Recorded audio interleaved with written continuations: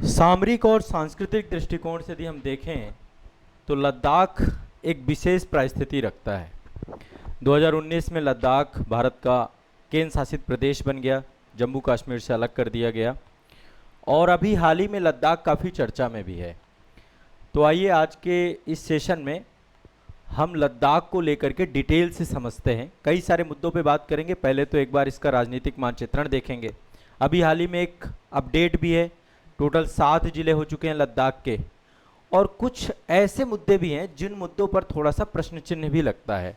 आप सभी जानते हैं लंबे समय से लद्दाख में एक आंदोलन भी चल रहा था। इस बीच में एक चीज़ और मैं बता दूं, अभी 7 जिले जो बनाए गए हैं, पहले तो 2 जिले थे आपके कारगिल और लेह, उनको जो है विभाजित करके 7 जिले बना दिए गए।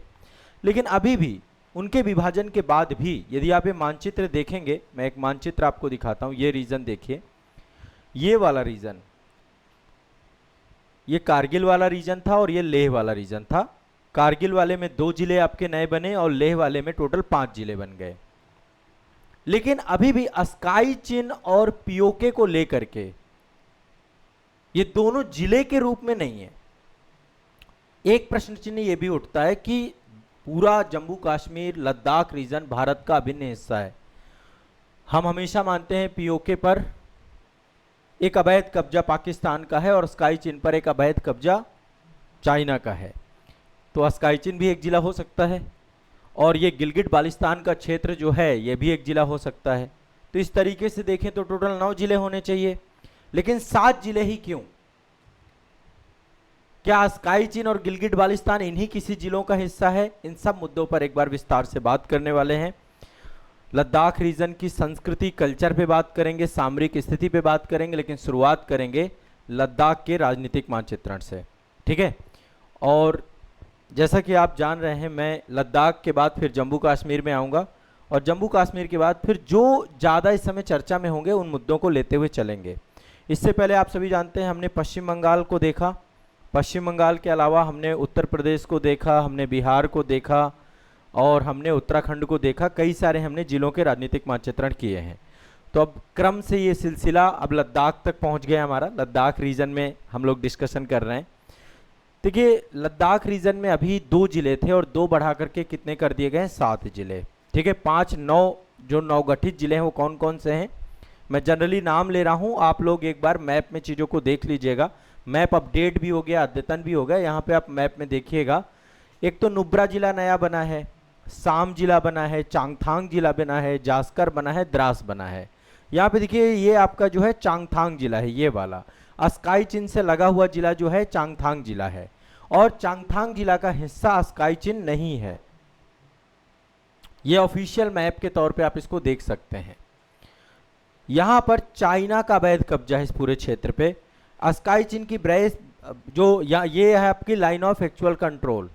यहाँ पे हमारा प्रशासनिक नियंत्रण नहीं है, लेकिन ये पूरा रीजन जो आप देख पा रहे हैं पूरा भारत का अभिन्न हिस्सा है। ये जम्मू कश्मीर का रियल मैप है, ठीक है। इसी मैप को एक्चुअल में हम इस मैप को इस तरीके से दिखाते हैं। ये वाला देखिए पहले आप मैप, ये देखिए पूरा लद्दाख रीजन है। यहाँ पे देख रहे हैं एक राफेल जहाज की तरह आपको दिख रहा होगा लद्दाख पूरा का पूरा, ऊपर वाला रीजन। इसमें गिलगिट बाल्टिस्तान भी आता है और अस्काई चिन का रीजन भी आता है। यहाँ पर देखिए ये पूरा रीजन, इसका भी कुछ क्षेत्र ये पीओके का क्षेत्र है, पाक अधिकृत कश्मीर है, लेकिन ये जम्मू कश्मीर में हम पूरा रीजन दिखाते हैं और ये पूरा रीजन लद्दाख का लद्दाख में दिखाते हैं। अब यहाँ पर ये जो प्रश्न चिन्ह खड़े हुए हैं उस पर तो हम बात करेंगे ही करेंगे। तो 7 जिलों को लेकर के थोड़ा सा एक बार डिस्कशन पूरा कंप्लीट हो जाए, फिर आगे एक एक करके देखेंगे। टोटल आप लिख लीजिए जिले कौन कौन से हैं। यहाँ पर देखिए कारगिल है, कारगिल पे 2 जिले बनाए गए हैं, एक द्रास है, दूसरा जास्कर है। द्रास रीजन है, जास्कर रीजन है, ठीक है। इसके बाद यहाँ पर ये लेह रीजन है, ये लेह जिला है। ये जो आप ब्लू कलर से देख रहे हैं ये पूरा कारगिल जिला था, जिसमें 2 जिले बन गए, द्रास और जास्कर। और ये जितना भी आप डार्क ब्लैक कलर से देख रहे हैं ये आपका जो है यहाँ पर लेह जिला था। इस पे टोटल बन गए 5 जिले। साम, यहाँ पे देखिए ये साम है। ऊपर देखिए नुब्रा वाला क्षेत्र है, यहाँ पे नुब्रा नदी घाटी है। यहीं पर आपका सियाचिन वाला रीजन है, सियाचिन ग्लेशियर है, नुब्रा नदी से होकर सियाचिन ग्लेशियर जाते हैं। नीचे आप देखेंगे ये चांगथांग वाला रीजन है, ये आपका स्काई चिन से लगता है। और इसके अलावा लेह क्या अभी भी जिला है? हाँ, लेह भी आपका जिला है, लेह को अलग नहीं किया गया, हटाया नहीं गया आपका, ठीक है। तो नुब्रा, साम, लेह, चांगथांग, ठीक है, द्रास, जास्कर, कारगिल, ये पूरा का पूरा क्षेत्र आपका इससे इसके साथ जुड़ा हुआ है। लेह, कारगिल, ये पहले जिले थे, अभी भी जिले हैं, लेकिन कारगिल में 2 नए जिले और बने, द्रास और जास्कर। लेह वाले क्षेत्र में 3 नए और जिले, हाँ 3 नए और जिले बने, लेह, साम, नुब्रा और चांगथांग। ये आपको दिमाग में बैठा लेना है। ये तो अभी लेटेस्ट अपडेट है, पूरा मानचित्रण है, नए तरीके से चीज़ें हम डिस्कस कर रहे हैं। देखिए, जब नए जिलों का गठन कैसे होता है, थोड़ा सा इस पे बात करते हैं कि भारत में यदि कोई नया जिला बनाना हो, इसको लेकर क्या प्रक्रिया, क्या प्रोसेस है। अभी आप देख रहे हैं हर जगह नए जिले की मांग चलती रहती है। उत्तर प्रदेश में 76वें जिले की डिमांड है, और अमूमन आप स्टेट में देखेंगे नए जिले बनते रहते हैं, प्लस होते रहते हैं। तो इसका कोई ना कोई तो प्रोसेस होगा, कोई ना कोई प्रक्रिया होगा, है ना। अब चूंकि ये पूरा केंद्र शासित प्रदेश था, जो केंद्र शासित प्रदेश होते हैं यहाँ पर उपराज्यपाल होते हैं, यूटी, है ना। और केंद्र शासित प्रदेश में एक्चुअल में यदि देखें सेंट्रल गवर्नमेंट का और गृह मंत्रालय के द्वारा डायरेक्टली यहाँ पर एडमिनिस्ट्रेशन किया जाता है। जो होम मिनिस्ट्री होती है वो वहाँ के एडमिनिस्ट्रेशन को देखती है, यूटी के एडमिनिस्ट्रेशन को। तो उपराज्यपाल महोदय यहाँ पे विनय कुमार सक्सेना संभवतः अभी उपराज्यपाल हैं इस समय, ठीक है। जो भी है अपडेटेड होते रहते हैं, मुझे जहाँ तक जानकारी है विनय कुमार सक्सेना थे, एक बार आप लोग भी देख लीजिएगा। तो केंद्रीय गृह मंत्रालय ने लद्दाख प्रशासन को 3 महीने के भीतर अपनी रिपोर्ट सौंपने के लिए बोला था, निर्देश दिया था, और समिति एक बनाई गई थी, पूरी एक कमेटी बनाई गई थी। उस कमेटी ने लद्दाख में नए जिलों के निर्माण को लेकर के पूरा एक अंतरिम प्रस्ताव दिया था केंद्रीय गृह मंत्रालय को, और उसके लिए आगे चीज़ें हुई थी। अब आप सभी जानते हैं वर्ष 2019 में आर्टिकल 370 इस पूरे रीजन से हटा, विशेष राज्य की परिस्थिति से क्षेत्र हट गया, इसको यूटी का दर्जा दिया गया, और पूरी तरीके से केंद्रीय गृह मंत्रालय के प्रत्यक्ष प्रशासनिक नियंत्रण में पूरा क्षेत्र आ गया। क्यों लद्दाख में नए जिलों के गठन की आवश्यकता पड़ी, उसके पीछे का कारण है, ये पूरा का पूरा रीजन अत्यंत दुर्गम है। यहाँ पे आईटीबीपी के द्वारा अपनी बॉर्डर गार्ड किया जाता है, जो चाइना के साथ बॉर्डर लगती है, और बीएसएफ भी यहाँ पे, इंडियन आर्मी भी है। तो बहुत जटिल परिस्थितियों में यहाँ पर रहते हैं, और जिला प्रशासन को जमीनी स्तर तक पहुँचने में बहुत कठिनाइयों का सामना करना पड़ रहा था। 2 ही जिले थे, कारगिल और लेह, तो पूरे हर क्षेत्र तक एडमिनिस्ट्रेशन बहुत कठिन हो रहा था। तो अब जिलों के गठन के बाद केंद्र सरकार ने लद्दाख का प्रशासन, अब सभी जितनी भी गवर्नमेंट की, दिखे ऐसा नहीं यहाँ पे बहुत बड़ी जनसंख्या हर जगह पे रह रही है, लेकिन जनसंख्या का बिखराव तो है, आबादी तो रही रही है, कहीं ना कहीं पे लोग अपना, जो लोगों का एरिया है, स्थान, देखो अपना घर कोई नहीं छोड़ता है, चाहे कैसी भी जगह हो, कितना भी दुर्गम हो, कितना भी जटिल हो। आप कभी पहाड़ों में जाएंगे, वहाँ बड़ा सरप्राइज हो जाएंगे, लोग बड़े चाव के साथ वहाँ पर रहते हैं, अपना कल्चर संस्कृति जीते हैं। वैसे ही यहाँ पर भी हर जगह लोग रह रहे हैं। तो अब नए जिले बनने से एक तो सबसे पहले प्रशासनिक कठिनाइयाँ कम हो जाती हैं, आपकी आसानी से पहुँच इस्टेब्लिशमेंट हो जाती है। जितनी भी लद्दाख को लेकर के डेवलपमेंट स्कीम योजनाएं चल रही हैं, वो सारी अब आने वाले समय पे लद्दाख के हर जिले तक पहुँच पाएंगी। और आप सभी जानते हैं जब से ये पूरा यूटी बना है, और जम्मू कश्मीर आपका ये भी केंद्र शासित प्रदेश है, लेकिन यहाँ पे विधानसभा, ये दोनों ही यूटी हैं, तो कई सारे विशेष पैकेज की घोषणा भी की जा चुकी है। यहाँ पर लगभग 80,000 करोड़ रुपया, यहाँ पर लगभग 63 बड़ी परियोजनाओं का पैकेज यहाँ पे दिया गया है, जिनमें से कई सारी परियोजनाएं केवल लद्दाख केंद्रित परियोजनाएं हैं। तो पहला काम क्या होगा, एडमिनिस्ट्रेशन से विकेंद्रीकरण होगा, विकेंद्रीकरण से योजनाएं सब तक पहुंचेंगी, पहली चीज ये। अब मैंने आपको बताया कि केंद्र शासित प्रदेश यदि कोई भी होगा, उसमें नए जिले का गठन कैसे किया जाता है। इसमें बहुत सिंपल सी परिस्थितियां हैं। देखिए, सामान्य किसी राज्य में करना है, वहाँ की स्थिति अलग है, वहाँ पे नए जिला गठन के लिए विधानसभा बैठी हुई है, विधानसभा के द्वारा प्रपोजल लाया जाता है, और फिर जाके वहाँ पे नया जिला बन जाता है। लेकिन केंद्र शासित प्रदेश में स्थानीय सरकार या नए जिले के निर्माण को लेकर के क्या क्या चीज़ें होती हैं। सबसे पहले कुछ आधार होते हैं, बेस होते हैं। नए जिला ऐसे ही नहीं बनाया जाता। नए जिले के लिए सबसे पहले जनसंख्या की स्थिति क्या है, वहाँ पर प्रशासनिक सुविधा कैसी है, भौगोलिक विशेषताएं कैसी हैं, कई सारे फैक्टर्स होते हैं जिन आधार पर नए जिले का प्रपोजल आता है। और आप एक चीज़ समझिए, कहीं पर नया जिला बनाने का मतलब है पूरा नए तरीके का एडमिनिस्ट्रेटिव इंफ्रास्ट्रक्चर को क्रिएट करना, ठीक है। नया हमें प्रशासनिक ढांचा बनाना पड़ता है। आप देखिए, एक जिले में सिविल एरिया होता है, सिविल लाइंस एरिया होता है, जहां पर कलेक्ट्रेट से लेकर के सारे आला अधिकारियों के ऑफिसेज होते हैं। फिर जिले का पूरा एडमिनिस्ट्रेशन वहां पे बैठता है। तो जब भी नया जिला बनाना होता है उसके लिए स्थानीय प्रतिनिधियों से परामर्श लेना होता है, अधिकारी, जनता, बहुत सारे जितने भी स्टेक होल्डर्स हैं उनसे चर्चा की जाती है, और केंद्र सरकार सहित प्रशासन में यदि कोई भी नया जिला बनाने के उद्देश्य से प्रॉपर एक घोषणा की जाती है, एक अधिसूचना जारी की जाती है, फिर नए जिले की सीमाएं तय की जाती हैं जिसको हम परिसीमन कहते हैं, सीमांकन भी किया जाता है। प्रस्ताव को मंजूरी के लिए केंद्र सरकार गृह मंत्रालय के पास भेजा जाता है, और जब गृह मंत्रालय इसको जो है एक बार जो है स्वीकार कर लेता है तो फिर भारत के राजपत्र में अधिसूचना जारी की जाती है और औपचारिक रूप से नए जिले का निर्माण कर दिया जाता है। आवश्यक प्रशासनिक व्यवस्था की जाती है, बुनियादी ढांचे का निर्माण किया जाता है, नया जिला कार्यात्मक हो जाता है। इस तरीके से पूरा नया जिला बनता है। ये आप सभी को दिमाग में बैठा के रखिएगा। अब भारत में जो अन्य राज्य जैसे उत्तर प्रदेश है, बिहार है, यहाँ पर नया जिला कैसे बनता है? यहाँ पे बहुत सिंपल सा मामला है। जो भी मौजूदा जिला है, मान लीजिए प्रयागराज है आपका, ठीक है, पहले प्रयागराज बहुत बड़ा होता था, और अभी नया जिला कौन सा बनना है उत्तर प्रदेश में? मैंने आपको बताया था कल्याण सिंह नगर। किससे किससे अलग होके बन रहा है? अलीगढ़ और बुलंदशहर से कुछ तहसीलों को लिया जा रहा है, अतरौली तहसील है, ये सब मैंने आपको बताया था। उनको मिलाकर कल्याण सिंह नगर को लेकर के 76वां जिलों को लेकर बात चल रही है। तो जब कोई जिले का जैसे या तो नाम बदलने की बात भी होती है या जिले को खत्म करके दूसरा नया जिला बनाना है, तो इसको लेकर एक पूरा कार्यकारी आदेश जारी किया जाता है या राज्य विधानसभा से कानून पारित किया जाता है। मतलब स्टेट लेवल पे पावर है राज्य विधानसभा की, या गवर्नमेंट भी कानून आदेश दे सकती है, कैबिनेट आदेश दे सकती है। प्रॉपर उसके लिए राज्य का राजपत्र होता है, गजट होता है, जिसमें उसको जो है प्रॉपर प्रकाशित करना होता है, नोटिफाई करना होता है। ठीक है, जिलों के नाम बदलने में या नए जिलों के निर्माण में केंद्र सरकार की कोई भूमिका नहीं होती राज्य लेवल पे। उत्तर प्रदेश में कोई नया जिला बनाना है तो कौन बनाएगा? राज्य सरकार का विषय है वो, केंद्र सरकार वहां पर कोई फैसला नहीं लेती। ये दिमाग में बैठा लीजिएगा। कहीं पे स्टेटमेंट आ जाता है कि भारत में नए जिलों के निर्माण में सेंट्रल गवर्नमेंट की कोई भूमिका है, सेंट्रल गवर्नमेंट की भूमिका है केंद्र शासित प्रदेशों में। बस ये दिमाग में बैठा के रखिएगा। जहां पे भी केंद्र शासित प्रदेश का मुद्दा होगा वहां पे सेंट्रल गवर्नमेंट का मुद्दा आपका होगा। सेंट्रल गवर्नमेंट वहां पे एक स्टेक होल्डर की तरह काम करेगी। ठीक है, ये कुछ हल्की सी बातें हैं और जनरली आपको दिमाग में बैठा। हाँ अच्छा, एक चीज़ और है, थोड़ा सा और मैं डीप में जाता हूँ। आप देखते हैं उत्तर प्रदेश में कई जगह पे आपने देखा रेलवे स्टेशन के नाम बदले गए, जिले का नाम भी बदले गए, रेलवे स्टेशन का। तो मान लो यदि रेलवे स्टेशन का नाम बदलना है तब फिर गृह मंत्रालय इसमें शामिल होता है, रेलवे मंत्रालय इसमें शामिल होता है।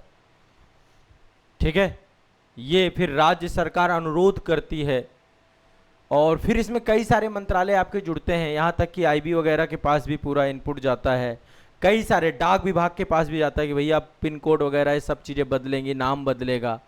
ठीक है, भारत का भौगोलिक विज्ञान सर्वेक्षण विभाग, रेग मंत्रालय, पृथ्वी विज्ञान मंत्रालय, खुफिया ब्यूरो, जितने भी एजेंसियां, इन सबको मंजूरी, इनसे अप्रूवल लेना पड़ता है जितने स्टेक होल्डर होते हैं, क्योंकि सबको फिर अब उसी डायरेक्शन पे काम करना होता है।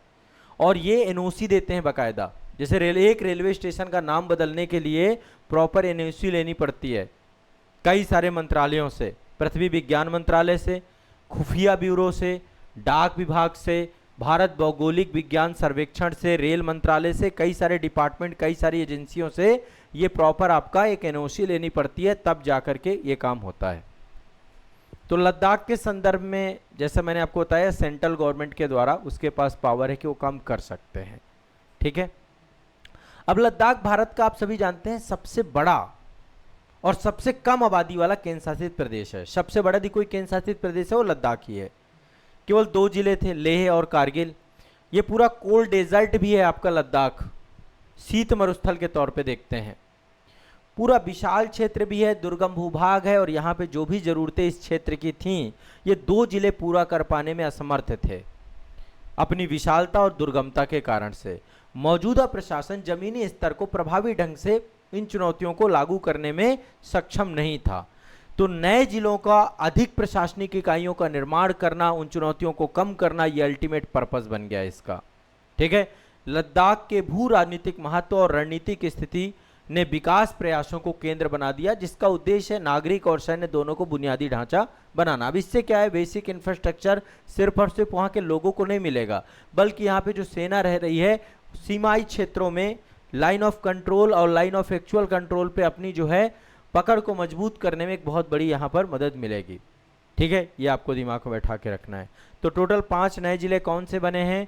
जास्कर, द्रास, साम, नुब्रा, चांगथांग, ये आपको दिमाग को बैठा के रखना है। क्लियर है, स्पष्ट है, कोई दिक्कत तो है नहीं? क्लियर है। अब थोड़ा सा आते हैं लद्दाख को लेकर के कि एक्चुअल में लद्दाख की सामरी स्थिति क्या है। एक चीज और बता दें, अभी लेटेस्ट डेटा के हिसाब से देखें तो भारत में टोटल अभी वर्तमान में लगभग 718 जिले के आसपास हैं। हो सकता है इसकी संख्या और ज़्यादा घट बढ़ जाए, क्योंकि हर जगह कहीं ना कहीं भी जिले बन रहे हैं।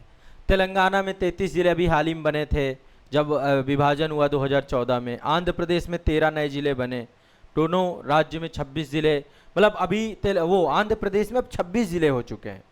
तो हर जगह जिले घटते बढ़ते रहते हैं। आप देख लेना, जिलों का भी कई बार डेटा पूछ लेता है कि भारत में कितने जिले हैं, तो जनरली अभी मैं 718 बता रहा हूँ। एक बार एक काम करते हैं, गूगल भी कर लेते हैं, शायद संख्या घट बढ़ गई हो।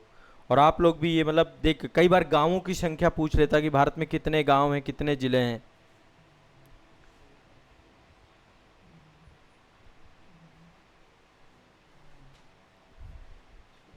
अभी 800 जिले दिखा रहा है। आप सोचिए किस रफ्तार से जिले बता रहे। ये गूगल का डेटा है, मैं अभी प्रमाणिक तौर पे नहीं बता रहा हूं आपको, प्रमाणिक तौर पे मैं बताऊंगा इसको। एग्जैक्टली गूगल में दिखा रहा है। और देख लेते हैं और थोड़ा सा डिटेल में। 800 जिले, कुछ वेबसाइटें हैं जो ऑथेंटिक वेबसाइट का डेटा है, 800 जिलों के आसपास हो चुके हैं। आप 800 अपडेट कर सकते हैं। 718 मैंने बोला था, वो पहले का डेटा था, अभी जिलों की संख्या बढ़ी है। और आप अभी 2-4-10 दिन बाद या अगले महीने सर्च करेंगे, हो सकता है और बढ़ जाए।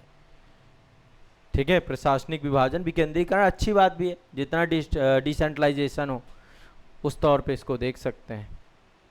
जम्मू कश्मीर में मैंने आपको बताया था टोटल कितने जिले हैं? 20 जिले। कल हमारा डिस्कस हुआ था, 2 संभाग हैं, 20 जिले हैं। जम्मू कश्मीर हम अलग से देख लेंगे। कठुआ संभाग है वहाँ पर, और एक आपका जो है जम्मू संभाग है। दोनों संभागों को नेक्स्ट सेशन में देखेंगे। तो अब हम बात करते हैं थोड़ा सा लद्दाख को लेकर के कि स्काई चीन पर भारत की क्या स्थिति, क्या परिस्थिति है। देखिए, इसमें तो कोई दो राय नहीं है, स्काई चीन भारत का ही हिस्सा रहा है। ठीक है, और स्काई चीन अभी भी भारत का ही है।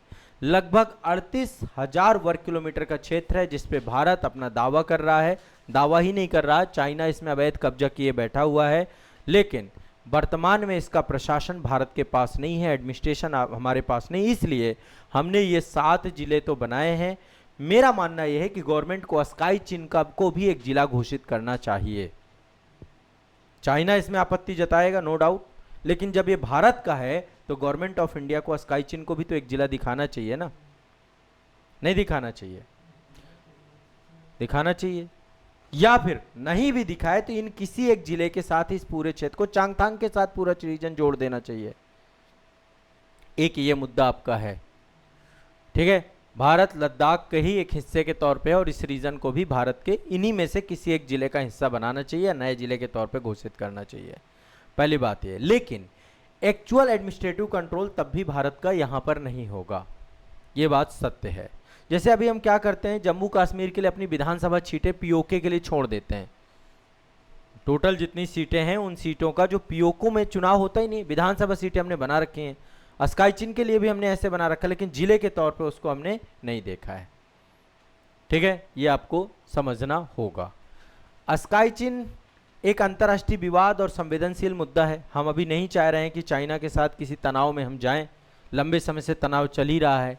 आधिकारिक मानचित्रों में स्काई चीन को भारत अपना क्षेत्र मानता है, मानता रहेगा। भारतीय प्रशासनिक संस्थाएं यहां पर कार्यरत नहीं है। स्काई चीन को जिला घोषित करना एक बड़ा राजनीतिक और कूटनीतिक कदम के तौर पे देखा जा सकता है। इसके इंटरनेशनल इम्पैक्ट भी हो सकते हैं और इससे युद्ध जनित परिस्थितियां भी पैदा हो सकती हैं। लेकिन मेरा कहना यह है कि जम्मू कश्मीर, और यदि इस पूरे क्षेत्र को लेकर हम इतना सोचते हैं, और आप हमेशा देखिए चाइना जब अपना मानचित्र जारी करता है उसमें वो अरुणाचल प्रदेश के कई हिस्सों को अपने क्षेत्र में दिखाता है, मैकमोहन रेखा को वो नहीं मानता है।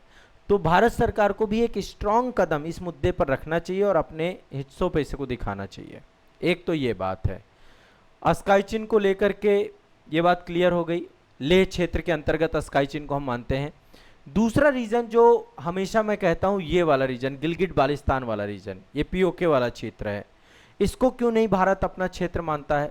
इसमें भी जिले के अंतर्गत रखना चाहिए, या तो लद्दाख के साथ, लद्दाख में ठीक है हम मैप में दिखा रहे हैं, लेकिन इन किसी जिलों का एक हिस्सा बना देते कि भाई गिलगिट बाल्टिस्तान इसी क्षेत्र के अंतर्गत आता है। तो कहीं ना कहीं पे अस्काई चिन जैसे ही, चूंकि पीओके का रीजन है, यहाँ पर गिलगिट बाल्टिस्तान, इसको बोलते हैं गिलगिट बाल्टिस्तान रीजन। कल वाले सेशन में मैंने डिस्कस किया था, यहीं पे सक्सकाम घाटी है जो कि पाकिस्तान के द्वारा चाइना को दी जा चुकी है। लगभग 5000 किलोमीटर स्क्वायर का क्षेत्र ये भी है आपका। इसको भी किसी औपचारिक तौर पे ये पूरे क्षेत्र को किसी जिले के साथ ना तो जोड़ा गया, ना तो अलग जिला के तौर पे बनाया गया। और इसका भी अपने आप में वही कारण है कि गिलगिट बाल्टिस्तान को एक रियासती राज के तौर पे, प्रिंसली स्टेट के तौर पे जम्मू कश्मीर का एक हिस्सा शुरू से हमने माना है, और पाकिस्तान इसमें पाकिस्तान ऑक्युपाइड टेरिटरी के तौर पे, पीओके के तौर पे अभी ये हिस्सा आपका है। हम यहाँ पर भी एक कूटनीतिक है, यहाँ पर हमारा डायरेक्ट एडमिनिस्ट्रेशन नहीं है, इसलिए हमने जो है इस पूरे रीजन को भारत का हिस्सा मानते हुए भी कोई जिला घोषित नहीं किया है। इसी तरीके से अस्काई चिन को भारत का हिस्सा मानते हुए भी जिला घोषित नहीं किया है। ठीक है, ये आपको दिमाग में बैठा के रखिएगा। लद्दाख जब से बना है हमने पूरे रीजन को भारत के हिस्से के अंतर्गत दिखाया है। जिला प्रशासन में इसलिए नहीं बनाया गया क्योंकि जब डायरेक्टली यहाँ पे एडमिनिस्ट्रेशन है नहीं, तो इसलिए इसको जिला के तौर पे घोषित ना करके यहाँ पे विधानसभा सीटों को हम छोड़ देते हैं हमेशा, ताकि यहाँ पे लोकतांत्रिक प्रक्रिया जब कभी ये भारत का हिस्सा बनेगा तब पूरी की जाएगी। ठीक है, ये दो चीजें आपको दिमाग में बैठा के रखना है। अस्काई चिन में भारत का दावा है, बिल्कुल है। गिलगिट बाल्टिस्तान भारत का हिस्सा है, बिल्कुल है। वर्तमान नियंत्रण यहाँ पे चाइना का है, यहाँ पे पाकिस्तान का है। भारतीय प्रशासन ना तो यहाँ पर है, ना तो यहाँ पर है, ना तो इसे नया जिला बनाया गया, ना तो इसे नया जिला बनाया गया, ना तो इसे किसी अन्य राज्य के जिले के साथ जोड़ा गया, ना तो इसे किसी अन्य राज्य के लिए जोड़ा गया। इसके पीछे का कारण प्रशासनिक नियंत्रण के अभाव के कारण से ही है। बस ये दो चीजें आपको दिमाग में बैठा के रखना है, और कोई दिक्कत नहीं है यहाँ पे। क्लियर है? बस जनरल सी चीजें आपको समझना है, मैप के थ्रू मैंने आपको डिस्कस कर दिया। अब बात करते हैं, हाँ वो तो देखो अभी का मुद्दा नहीं है। तिब्बत का मुद्दा तो दलाई लामा जब से हैं भारत में ही है। आप धर्मशाला रीजन में कभी जाइएगा, धर्मशाला पूरा एक तरीके से हिमाचल प्रदेश में, हाँ मैं उस मुद्दे पे भी आऊँगा। तिब्बत वाला रीजन भी हम उठाएंगे, डिस्कस करेंगे, चर्चा में है मुद्दा। तो अभी से नहीं है ये अभी का मुद्दा नहीं है कि अभी वहाँ पे प्रधानमंत्री की शपथ ली जाती है। वो तो बहुत शुरू से, जब से भारत का 1962 के युद्ध के पीछे का कारण भी दलाई लामा को शरण देना ही है ना। तो ये तो शुरू से चला आ रहा है ना। तिब्बत रीजन के लोग जो है अपने आप को एक अलग प्रांत, और तिब्बत में एक अलग घटना घटती है। ये तो चाइना की मीडिया है जो वहाँ से खबरें नहीं आती। तिब्बत में इतने बड़े लेवल का प्रोटेस्ट चल रहा है और इतने लंबे समय काल से प्रोटेस्ट चल रहा है, वहाँ पे आए दिन कोई ना कोई बौद्ध मॉन्क्स जो हैं वो आके अपने आप को पूरी बॉडी में आग के हवाले कर देते हैं। वो अपने आप को अलग थलग मान के शुरू से चल रहे हैं चाइना से। तो वो लंबा प्रोटेस्ट चल रहा है। जितना भी है एडमिनिस्ट्रेशन इंडिया से चलाया जाता है। दलाई लामा यहीं धर्मशाला में रहते हैं, बहुत सारे मोनेस्ट्री तब, और बहुत सारे तिब्बत के लोग वहाँ रहते हैं। आप देखेंगे भारत में जगह जगह तिब्बती मार्केट हैं। ये तिब्बत के लोग हैं जो वहाँ से निर्वासित होकर भाग करके भारत में आकर के अपना जीवन यापन कर रहे हैं। ठीक है, तो तिब्बत की कंडीशन जो है वो अभी भी वहाँ पे प्रधानमंत्री पद कोई ना कोई व्यक्ति बनता है। वहाँ पे पूरा एडमिनिस्ट्रेशन वो अपने हिसाब से चलाते हैं क्योंकि वो अपने आप को चाइना से अलग थलग मानते हैं। 1914 में तिब्बत अलग ही था, चाइना का हिस्सा नहीं था तिब्बत। 1914 में ही मैकमोहन रेखा खींची गई थी आपकी, और मैकमोहन रेखा जब खींची गई तो उसमें 3 लोग थे। भारत ब्रिटिश में, ब्रिटिश औपनिवेशिक भारत, ठीक है। उस समय चाइना में भी आपके जो है, चाइना में उस समय संन्यास सेन थे। 1911 में वहाँ पे कल्चरल रेवोल्यूशन हुआ था। जब मैं चाइना की क्रांति आपको पढ़ाऊंगा तब मैं आपको क्रम से पढ़ाऊंगा, ठीक है। वहाँ पर भी देखो, चाइना को एशिया का बीमार देश कहा जाता है क्योंकि चाइना में बहुत सारे औपनिवेशिक क्षेत्रों ने वहाँ पर एडमिनिस्ट्रेशन किया। डायरेक्टली वो किसी के इम्पैक्ट में नहीं रहा। चाइना की बहुत दुर्गति हुई। जापान कभी आ गया, कभी कोई आ गया, कभी कोई आ गया। ब्रिटिश रहे, अफीम युद्ध हुए, बहुत बुरी स्थिति चाइना की थी। और बाद में वहाँ पे कल्चरल रेवोल्यूशन हुआ 1911 में, और इसके बाद फिर जा करके क्रांतियाँ हुई, चांगकाई शेक, और बाद में फिर साम्यवादी क्रांति हुई आपकी माओ त्से तुंग के नेतृत्व में 1949 में। तो तिब्बत, चाइना और ब्रिटिश भारत के बीच में एक ट्रीटी हुई थी जिसमें मैकमोहन रेखा को खींचा गया था, जिसे आज चाइना मानने को तैयार नहीं है, ठीक है। तो लद्दाख को महत्वपूर्ण केंद्र, इसे ऊंचे दर्रों की भूमि कहा जाता है, लैंड ऑफ हाई पासेस कहा जाता है। सामरिक स्थिति, विशिष्ट भौगोलिक परिस्थिति, समृद्ध बौद्ध संस्कृति, इसके लिए प्रसिद्ध है पूरा का पूरा रीजन। लद्दाख भारत के उत्तरी भाग में स्थित है। इसकी बॉर्डर यदि देख लेते हैं, पूर्व में चाइना लगता है, पश्चिम में पाकिस्तान लगता है, और ये आपका जो है, ठीक है, नीचे आप देखेंगे तो यहाँ पे हिमाचल प्रदेश से है ये वाला रीजन, ये आपका हिमाचल प्रदेश का रीजन है पूरा का पूरा, और ये रीजन आपका जम्मू कश्मीर का भारत के साथ ही है, ठीक है। गलवान घाटी संघर्ष आप सभी को पता होगा, बीच में जो है इस पूरे रीजन में अस्काई चीन ये वाला जो रीजन है, यहाँ पर जो है एक लंबा संघर्ष चला, बाद में दोनों सेना एक दूसरे के मतलब खूनी संघर्ष चला, मारपीट भी हुई, भारत के भी बहुत सारे जवान यहाँ पे शहीद हो गए उस मारपीट में। और पाकिस्तान के संदर्भ में देखें तो यहाँ पे सबसे बड़ा हाई बैटल ये एरिया है, ये जो आप ट्रायंगुलर शेप देख रहे हैं यही है आपका सियाचिन वाला रीजन। दुनिया का सबसे हाइट में अवस्थित युद्ध क्षेत्र है आपका, विश्व का सबसे ऊंचाई में। काराकोरम दर्रा यहीं पर आपका अवस्थित है, इसी रीजन पे। काराकोरम से हम मध्य एशिया जा सकते हैं, यहीं से आपका चाइना पाकिस्तान इकोनॉमिक कॉरिडोर बनाया गया है, ठीक है। सीपीसी बड़े डैम बना रहा है अब चाइना, पानी अवेलेबल करा रहा है पाकिस्तान को यहाँ पे, अभी भारत ने इस पे आपत्ति दर्ज कराई है अभी हाल ही में। तो भारतीय वायुसेना यहाँ पर है, आईटीबीपी है, भारतीय सेना है, बीएसएफ है, बहुत सारी फोर्सेज हैं, पूरा छावनी बना हुआ है क्षेत्र ये, ठीक है। यहाँ पे एक हवाई अड्डा है जिसका नाम है दौलत बेग ओल्डी। दौलत बेग ओल्डी विश्व का सबसे ऊंचा सैन्य हवाई अड्डों में से एक है। यहाँ पे खारदंगुला दर्रा है, काराकोरम दर्रा, खारदुलुंगो दर्रा, ठीक है। सिंधु नदी क्षेत्र आपका पूरा का पूरा आता है, ये सिंधु नदी क्षेत्र है, लद्दाख में ही अवस्थित है आपका। सिंधु बेसिन दक्षिण एशिया का सबसे बड़ा जल बेसिन है आपका। कल्चर की बात यदि हम करते हैं तो लद्दाख को लिटिल तिब्बत कहा जाता है, छोटा तिब्बत कहा जाता है। सबसे ज्यादा इस पूरे क्षेत्र में बौद्धिज्म है आपका, महायान और वज्रयान परंपरा देखने को मिलती है। कारगिल वाले रीजन पे इस्लाम का प्रभाव बहुत ज्यादा है, इंपैक्ट बहुत ज्यादा है। ये कारगिल वाला रीजन है, यहाँ पे इस्लाम है, ये बहुत अशांत रहता है आपका कारगिल वाला क्षेत्र। इसके नीचे ये कश्मीर घाटी, कश्मीर घाटी आपकी जम्मू में आती है। यहाँ पे बहुत सारे मठ हैं, जैसे हेमिस मठ है, थिक्से मठ है, अलची मठ है, कई सारे मठ हैं यहाँ पे। यहाँ पे जो भाषाएं बोली जाती हैं, लद्दाखी बोली जाती है, बाल्टी भाषा बोली जाती है, उर्दू बोली जाती है, हिंदी बोली जाती है, अंग्रेजी बोली जाती है। यहाँ का प्रसिद्ध नृत्य है जिसका नाम है छम। छम यहाँ का प्रसिद्ध नृत्य है। धार्मिक यहाँ पे मुखौटा नृत्य भी होता है, मुखौटा नृत्य, छम नृत्य। और यहाँ पे पुरुष और महिलाएं एक पारंपरिक वस्त्र पहनते हैं जिसका नाम है गोंचा। गोंचा पहनकर रखते हैं, पूरे शरीर को ढक के रहता है, ठंडा क्षेत्र है आपका।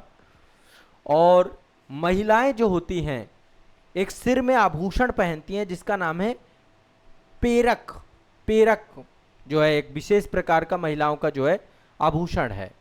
यहाँ पे एक हेमिस पर्व जो है आपका बहुत बड़े स्तर पे, हेमिस आपको पता है यहाँ पे नेशनल पार्क भी है, ठीक है। हिम तेंदुआ पाया जाता है इस पूरे क्षेत्र में, तो यहाँ पे हेमिस उत्सव मनाया जाता है।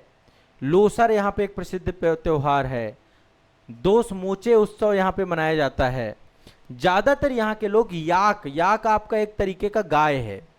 कैसी गाय है, ठीक है, ये आपका जो है याक बर्फीले क्षेत्रों में पाए जाने वाला एक गाय है, वो भी दूध देता है। भेड़ और पशुपालन प्रमुख यहाँ का व्यवसाय है। जौ यहाँ की मुख्य फसल है। कठोर जलवायु है, कठोर जलवायु के कारण से यहाँ के लोग सामुदायिक सहयोग की परंपरा विकसित हुई है। लगातार यहाँ के लोग प्रयास कर रहे हैं कि उनको 6वीं अनुसूची में सम्मिलित किया जाए, उनको विशेष संरक्षण दिया जाए। और लगातार जिस तरीके से चाइना इस पूरे क्षेत्र में प्रवेश करता जा रहा है, अपने कल्चर और संस्कृति को लद्दाख के साथ जोड़ता चला जा रहा है, उसका लगातार यहाँ पे लोग विरोध कर रहे हैं। आप सोनम वांगचुक के बारे में जानते होंगे। सोनम वांगचुक वो व्यक्ति हैं जिनके ऊपर 3 इडियट मूवी बनाई गई है ना, क्या नाम रहता है उसमें उसका, रणछोड़ दास चांचल है ना, 3 इडियट में वो जो रोल है वो सोनम वांगचुक जी का रोल है। वो लद्दाख में लास्ट में आप देखते होंगे लद्दाख का एक सीन दिखाया गया है ना, झील के किनारे, पोंगछो झील है उसके किनारे का वो सीन है पूरा का पूरा। तो सोनम वांगचुक इस लगातार प्रोटेस्ट कर रहे थे, अभी तक तो जेल में थे, अब जाके उनके ऊपर एनएसए लगा दिया गया। और लद्दाख की संस्कृति, कल्चर और चीनी घुसपैठ और 6वीं अनुसूची में लद्दाख को सम्मिलित करना, इन सब मुद्दों पर लगातार प्रयास कर रहे हैं। तो लद्दाख यदि देखें तो भारत की राष्ट्रीय सुरक्षा के दृष्टिकोण से बहुत महत्वपूर्ण है। चाइना और पाकिस्तान जैसे दो क्षेत्र यहाँ पर अवस्थित हैं, देखिए पूरे सर पे बैठे हुए हैं पूरा रीजन पे। और दूसरा, विशिष्ट बौद्ध तिब्बती संस्कृति है, मठ है, लोक कला है, पर्व है, सांस्कृतिक विविधता है, सामरिक सुरक्षा, सांस्कृतिक धरोहर, सीमावर्ती विकास, तीनों दृष्टिकोणों से बहुत महत्वपूर्ण है। यहाँ पे एक बॉर्डर रोड ऑर्गेनाइजेशन है, एक तो NHAI होता है, एक BRO होता है। आपका BRO का काम होता है बॉर्डर में आपका रोड डेवलपमेंट करना। तो अभी BRO लगातार प्रयास कर रही है। हमने पूरा फ्रेट कॉरिडोर यहाँ पे बना दिया है, हम लगातार यहाँ तक सड़कें बना चुके हैं। भारत सरकार लगातार बड़े स्तर पे BRO के द्वारा यहाँ पे इंफ्रास्ट्रक्चर डेवलपमेंट करा रही है, ताकि हमारी जो सेना की मोबिलिटी है वो लगातार कंटिन्यूअस अबाध रूप से जारी रहे, है ना। यहाँ पे किसी तरीके से कोई बाधा व्यवधान ना आए। तो ये आपको समझना। खुमानी आप सभी जानते होंगे, एक बहुत विशेष प्रकार का फल होता है खुमानी। खुमानी यहाँ पे बहुत पाया जाता है, ठीक है। तो ये आपका लद्दाख के बारे में एक विशेष जानकारी है। बाकी देखो बहुत सारी बातें मैं बताने में आ जाऊंगा तो लेक्चर ही खत्म नहीं होगा, ठीक है। तो ये मोटा मोटा जितनी भी चीज़ें लद्दाख को लेकर हैं वो यहाँ पर मैंने डिस्कस कर दी। अगला सेशन हमारा जम्मू कश्मीर से जुड़ा हुआ होगा, ताकि आपको ऊपर से क्रम से अब आपको भारत एक बार समझ में आता चला जाएगा, ठीक है। चलिए।